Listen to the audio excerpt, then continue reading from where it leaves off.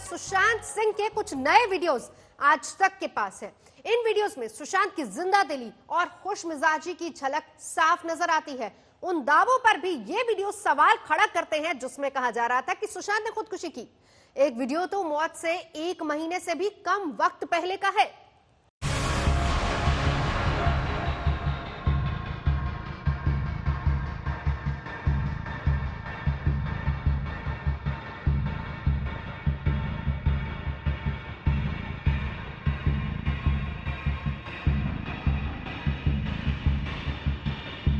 जिस सुशांत सिंह की मौत की सबसे बड़ी थ्योरी ये बताई जा रही है कि वो डिप्रेशन और बाइपोलर डिसऑर्डर जैसी बीमारियों से परेशान थे, वही सुशांत अपनी मौत से करीब 1 महीने पहले जिंदा दिल जिंदगी की धुन गुनगुना रहे थे।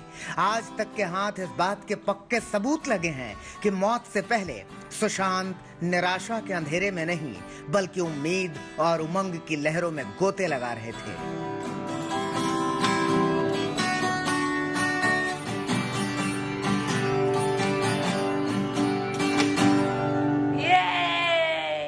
ये वीडियो 20 मई 2020 का है।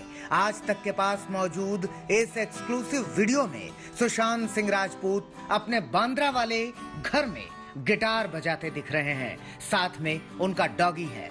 सुशांत की धुन पर पीछे से एक महिला की आवाज भी सुनाई देती है। यह उनकी गर्लफ्रेंड रिया की आवाज है जो उस वक्त तक सुशांत के साथ ही थी।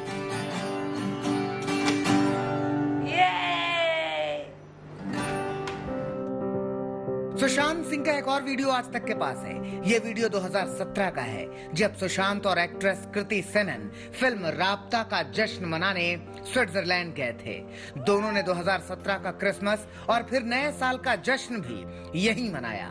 साथ में कुछ और दोस्त भी दिख रहे हैं। स्विट्जरलैंड की बर्फीली वादियों में सुशांत, कृति और उनके दोस्तों की मस्ती की ये तस्वीरें भी सुशांत की जिंदा दिली की गवाह हैं। यकीन करना मुश्किल है कि जिंदगी के हर एक पल को पूरी शिद्दत से जीने में यकीन करने वाला एक अभिनेता अचानक जिंदगी को ऐसे अलविदा कैसे कह सकता है। सुशांत की जिंदगी में ऐसा क्या हो गया कि वो सारी उम्मीदें छोड़कर मौत को गले लगा बैठा, या फिर ये तस्वीरें ये गवाही दे रही हैं कि सुशांत की मौत की सारी थ्योरी गलत है और सच्चाई कुछ और ही है।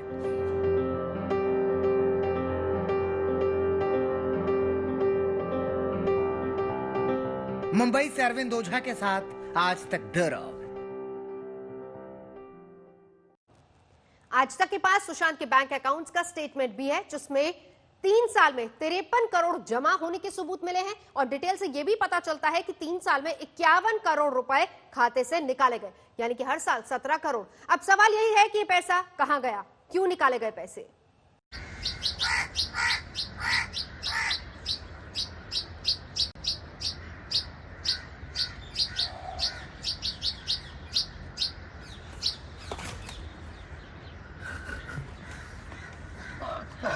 Well done.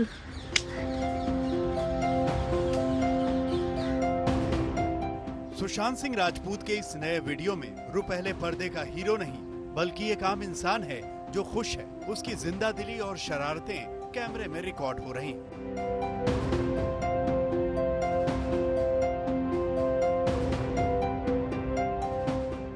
सुशांत का सबसे नया वीडियो उसके माउंट ब्लैंक अपार्टमेंट की छत का है। साथ में उसका टेलीस्कोप भी नजर आ रहा है। वीडियो में एक लड़की की आवाज भी रिकॉर्ड है। Well done. पर ये साफ नहीं है कि वो कौन है। बताया जा रहा है कि ये वीडियो 20 अप्रैल 2020 का है। सुशांत के चेहरे से निराशा और डिप्रेशन का दूर दूर तक कोई सरोकार नजर नहीं आ रहा। इस वीडियो में सुशांत किसी बच्चे की तरह कागज का हवाई जहाज बनाते दिख रहे हैं। वीडियो के आखिर में ये पता चलता है कि वो कागज का जहाज क्यों बना रहे थे। दरअसल वो अपनी छत पर बैठे एक कौवे को उड़ाने के लिए कागज का जहाज बना रहे थे। Well done. वीडियो के आखिर में लड़की की आवाज आती है जो सुशांत को वेल डन बोलती है। हालांकि ये लड़की रिया है या कोई और, इसका पता नहीं। Well done. आज तक कल से और आज तक लगातार 3 एक्सक्लूसिव वीडियो सुशांत से जुड़े हुए, सुशांत की केस से जुड़े हुए वो आपको दिखा चुका है, दर्शकों को दिखा चुका है। और ये तमाम वीडियो बहुत रिसेंट है और आरोपियों के मोबाइल फोन से निकले हुए। देखिए आप इस वीडियो में सुशांत सिंह एकदम फ्रेश नजर आ रहा है, और मौत से 3 महीने पहले का ये वीडियो है। और जिस तरह की बातें आ रही थी कि वो डिप्रेस थे, वो डिप्रेशन में थे, बीमार में थे, लेकिन अगर आप इस वीडियो को देखें तो वो कहीं से भी बीमार नजर नहीं आ रहे हैं। सुशांत के आखिरी दिनों का जो वीडियो सामने आया है उसमें वो सामान्य दिख रहे हैं। ऐसे में सुशांत की अचानक खुदकुशी करने पर यकीन करना मुश्किल होता है। आज तक के हाथ लगे सुशांत के बैंक खाते के स्टेटमेंट से ये शक और सवाल और गहरा गया है। कोटक महिंद्रा बैंक के सुशांत के खाते के 3 साल का लेखा जोखा है, जिससे ये पता चलता है कि सुशांत को कोई आर्थिक तंगी नहीं थी। 3 साल में उनके इस खाते में 53 करोड़ 65 लाख 68 हजार रुपए जमा हुए।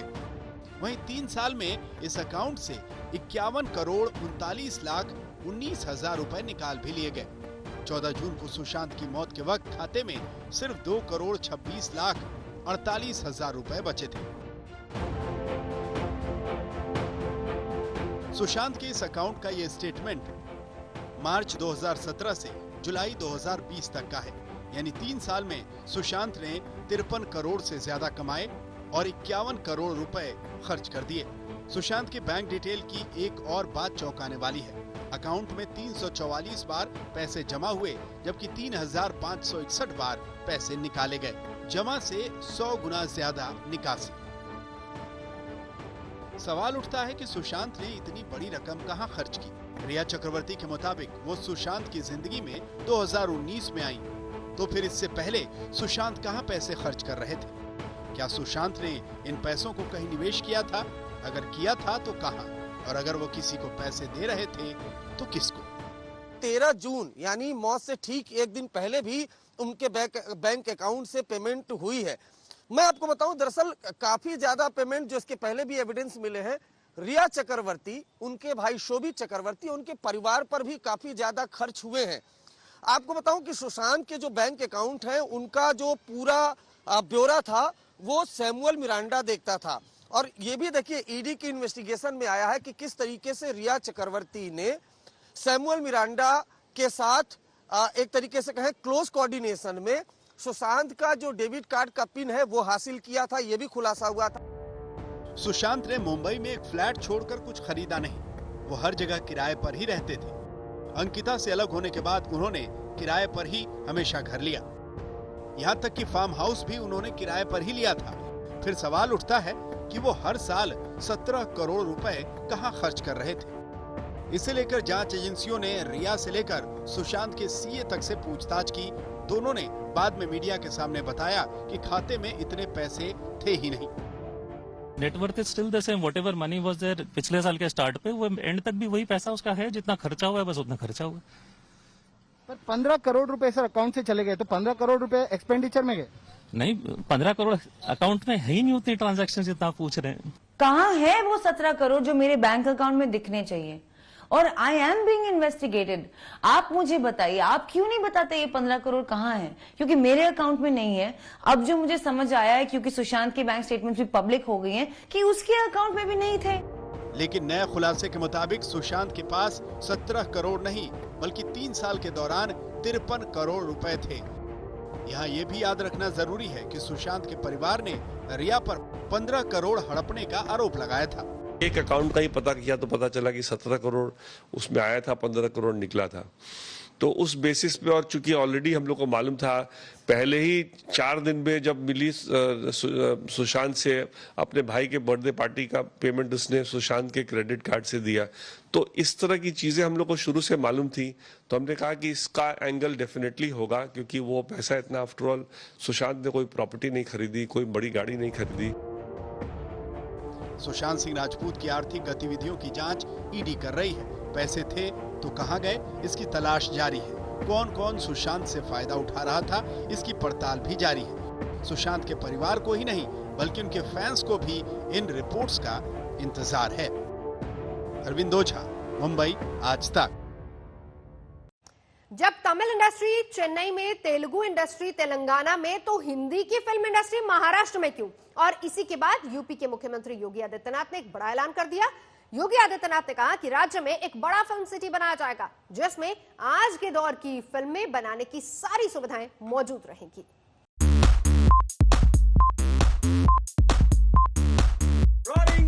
एक्शन।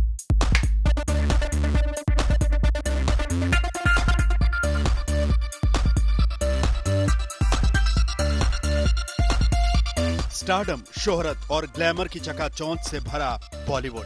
बाहर से ये जितना चटक, रंगीन और शोक दिखता है, असलियत में उसका स्याह पहलू भी है। बॉलीवुड में हिंदी फिल्म इंडस्ट्री को अक्सर एक बड़े परिवार के रूप में दिखाने की कोशिश होती रही, लेकिन अब ये तिलिस्म टूट रहा है, दरारें दिखने लगी हैं। सुशांत सिंह राजपूत की मौत के बाद बॉलीवुड की इस चकाचौंध के पीछे छिपे अंधेरे को दुनिया ने देख लिया है। बॉलीवुड पर न सिर्फ भाई भतीजावाद बल्कि क्षेत्रीयता का गंभीर आरोप लगा। अभिनेत्री कंगना रनौत समेत तमाम वो लोग जो देश के दूसरे हिस्सों से मुंबई में किस्मत आजमाने आए हैं, वो अब इन दबावों पर बोलने की हिम्मत दिखा रहे हैं। अगर वो ये माने कि ये इंडस्ट्री सभी की है, सिर्फ उनकी नहीं है, और अगर कोई कह रहा है कि इंडस्ट्री में ये गलत होता है, तो तुमको क्या प्रॉब्लम है भाई? तुम क्या कहना चाहते हो कि इंडस्ट्री में कोई गलत नहीं है, कोई अनफेयर प्रैक्टिस नहीं है? हमें आपसे कुछ नहीं चाहिए, हमें आपकी फिल्में नहीं चाहिए, लेकिन जो हम खुद करते हैं आप हमारे एक्नॉलेजमेंट क्यों नहीं हमें देते हैं? ऐसा लगता है जैसे बॉलीवुड कोई जागीर है, इस जागीर का कोई जागीरदार है और हम जैसे लोगों को, मामूली लोगों को एक टुकड़ा डाल के एक थाली में दे दिया गया कि भाई ले, तू भी ले ले, तू भी खुश रहे। ऐसा नहीं है। कंगना रनौत का दफ्तर टूटा तो सवाल उठे कि क्या उन्हें मुंह खोलने की सजा दी गई। बहस बढ़ी तो ये भी सवाल उठा कि आखिर मुंबई में ही हिंदी फिल्में क्यों बनाई जाएं? क्या देश के दूसरे हिस्सों में हिंदी फिल्में नहीं बनाई जा सकती? आज तक पर गीतकार मनोज मुंतशिर ने भी हिंदी फिल्म इंडस्ट्री को यूपी में बसाने की अपील कर दी। हम यूपी वाले, बिहार वाले, झारखंड वाले, छत्तीसगढ़ वाले, हम अपना बस्ता टांग के और चालू डब्बे में बैठ के धक्का मुक्का खा के मुंबई पहुंच जाते हैं ताकि हम पे ज्यादती की जाए, जबकि हमारी इंडस्ट्री हमारे स्टेट में होनी चाहिए। हमारी हिंदी फिल्म इंडस्ट्री यूपी में होनी चाहिए, झारखंड, बिहार, हरियाणा, राजस्थान में होनी चाहिए, एपी में होनी चाहिए। पूरे भारत का आप नक्शा उठा के देख लीजिए, सिनेमैटिक मैप जिसकी बात मैं कर रहा हूँ, देश के किसी भी कोने में जो सिनेमा है वो वहां की भाषा से जुड़ा हुआ है। तमिल फिल्में कहां बनती हैं? तमिलनाडु में, चेन्नई में। तेलुगु फिल्में कहां बनती हैं? तेलंगाना में। और हिंदी फिल्में कहां बनती हैं? महाराष्ट्र में। ये क्या बात हुई? हिंदी फिल्में उत्तर प्रदेश में क्यों नहीं बन सकती? लगता है उनकी इस अपील का असर हो गया। उनके सवालों का जवाब उत्तर प्रदेश से मिला। यूपी के मुख्यमंत्री योगी आदित्यनाथ ने राज्य में एक खूबसूरत फिल्म सिटी बनाने की घोषणा कर दी। ये हिंदी फिल्म इंडस्ट्री पर मुंबई की बादशाहत को टक्कर देने वाली होगी। यूपी में देश की सबसे बड़ी और खूबसूरत फिल्म सिटी बनाने की तैयारी हो रही है। यह फिल्म सिटी नोएडा या ग्रेटर नोएडा में हो सकती है। इसके लिए मुख्यमंत्री ने कार्य योजना बनाने को कहा है। तय किया गया है कि सभी लोग अपने अपने प्रस्ताव भेजेंगे कि उनके पास उपयुक्तता कहाँ है और क्या क्या एग्जिस्टिंग इंफ्रास्ट्रक्चर है। उसके आधार पे ही जो प्रस्ताव होंगे या जो कंपनियां होंगी वो अपना निश्चय करेंगे। यूपी के मुख्यमंत्री के इस ऐलान से कंगना की खुशी ट्विटर पर दिखने लगी। वो एक के बाद एक ट्वीट कर अपनी खुशी का इजहार कर रही थी। कंगना ने लिखा, लोगों को लगता है कि हिंदी फिल्म इंडस्ट्री भारत की सबसे बड़ी फिल्म इंडस्ट्री है, जो गलत है। तेलुगु फिल्म इंडस्ट्री अब देश की सबसे बड़ी फिल्म इंडस्ट्री बन गई है। तेलुगु की फिल्में अब पूरे भारत में कई भाषाओं में रिलीज होती है। बहुत सारी हिंदी फिल्में हैदराबाद के रामोजी राव फिल्म सिटी में शूट होती हैं। अपने एक और ट्वीट में कंगना ने मुख्यमंत्री योगी के फैसले को सही कदम बताया और भारतीय फिल्म उद्योग के तार छेड़ते हुए लिखा, योगी आदित्यनाथ जी की ओर से किए गए इस ऐलान की मैं सराहना करती हूँ। हमें फिल्म इंडस्ट्री में कई सारे सुधारों की जरूरत है। सबसे पहले हमें एक बड़ी फिल्म इंडस्ट्री की जरूरत है जिसे भारतीय फिल्म उद्योग कहा जाए। अभी हम कई आधार पर बटे हुए हैं। इसका लाभ हॉलीवुड को मिलता है। अब फिल्म इंडस्ट्री एक हो, लेकिन फिल्म सिटी कई सारी हो। योगी सरकार के ऐलान पर कंगना ने one nation one film industry का दांव खेला है, लेकिन अभी ये सब दूर की कौड़ी लग रही है। हालांकि ये सच्चाई है कि बॉलीवुड से बाहर दूसरी भाषाओं में फिल्म बन रही है और कामयाब भी हो रही है। यही वजह है कि यूपी में फिल्म सिटी बनाए जाने के ऐलान का स्वागत हो रहा है। हिंदी बेल्ट में एक इस स्तर की फिल्म सिटी न जाने कितने दृष्टिकोण से बहुत खास होने वाली है। चाहे वो पर्यटन का दृष्टिकोण हो, चाहे वो दुनिया भर के सिनेमा का उत्तर भारत, उत्तर प्रदेश में एक केंद्र मिलने की बात हो, या फिर नई नई प्रतिभाओं को सजाने संवारने का बात हो। न जाने कितनी विविधताओं के प्रतिभाओं को एक बड़ा मंच मिलेगा। योगी जी को धन्यवाद देना चाहता हूं और बधाई भी देना चाहता हूं कि उन्होंने उत्तर प्रदेश में फिल्म स्टूडियो बनाने का निश्चित किया है, फिल्म सिटी बनाने का निश्चित किया है। ये बहुत अच्छी बात है। उत्तर प्रदेश ने कितना ही योगदान दिया है फिल्म इंडस्ट्री में, कितने ही लोगों के कारण आज फिल्म इंडस्ट्री चमक रही है, वो उत्तर प्रदेश की ही है। तो मैं इसके लिए बहुत खुश हूं। फिल्म सिटी का निर्माण क्रांतिकारी कदम है, लेकिन बड़ा सवाल यह है कि क्या ये बॉलीवुड के नेपोटिज्म के आरोप का जवाब है, और क्या यूपी में फिल्म सिटी के निर्माण से क्षेत्रवाद को भी जवाब मिल जाएगा? शिवेंद्र श्रीवास्तव, लखनऊ, आज तक। निर्माता, निर्देशक और अभिनेता अनुराग कश्यप मुश्किल में फंस सकते हैं, क्योंकि अनुराग कश्यप पर फिल्म अभिनेत्री पायल घोष ने गंभीर आरोप लगाए हैं। पायल घोष ने कहा है कि अनुराग कश्यप ने उनका शारीरिक शोषण किया।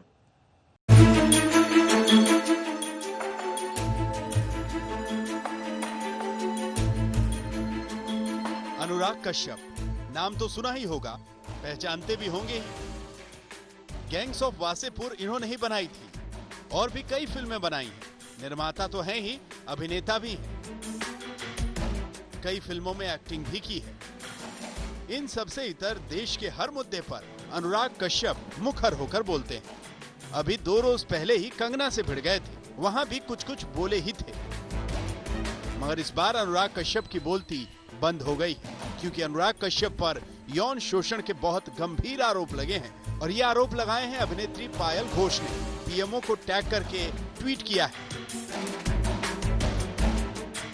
अनुराग कश्यप ने शारीरिक संबंध बनाने के लिए मुझे बुरी तरह फोर्स किया। पीएम नरेंद्र मोदी जी, कृपया कार्रवाई करें और देश को इस रचनात्मक आदमी के पीछे का हैवान देखने दें।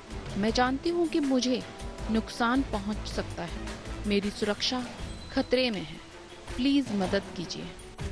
He told me that well, it's a very normal thing in film industry, and being into relationship and being kind of in a physical relationship is not a big deal.